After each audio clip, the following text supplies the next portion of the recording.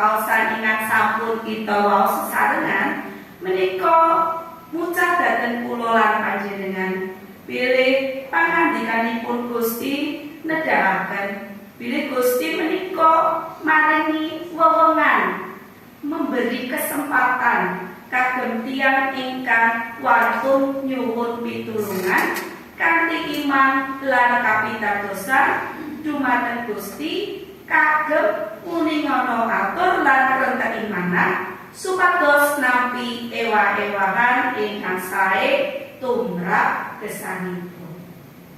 Karana dosa kadang tiyang gagap tiyang ingkang cacat menika boten wonten reginipun.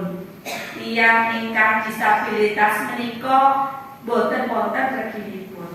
Nyatanipun Gusti enjang menika paring piwucal dumateng kita bilih sedaya tiyang menika sami wonten ngajengipun Gusti. Salajengipun ingkang wonten angka 3 Bartimius tiyang ingkang dipun anggep boten migati amargi wonten keterbatasan fisik, cacat, penyandang disabilitas. Nyatanipun Gusti kepareng mirengaken swantenipun. Kalau dipun sebat wonten kaosan Markus 12 ayat 29 nggih, Gusti Yesus tindake tumuli kenjel. Gusti ngetingalaken bilih Gusti menika kersa mirengaken atur pasambat lan kamumutaning gesang saben tiyang. Boten namung tiyang ingkang sehat jasmani lan rohaninipun, namung tugi kagem tiyang-tiyang ingkang wonten kawinentasan.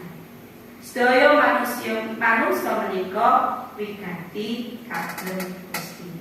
Ingkang sekawan, bilih penyandang disabilitas taksih saged tumut tumandang ing maneka warni kawontening gesang. Menika ugi ingkang saged kita tingali wonten ing pungkasaning waosan Injil wau ingkang ayat sekali nggih. Bilih sasampunipun Bartimius nampi berkah mukjizat saking Gusti, Bartimius tumut wonten leladosanipun Gusti.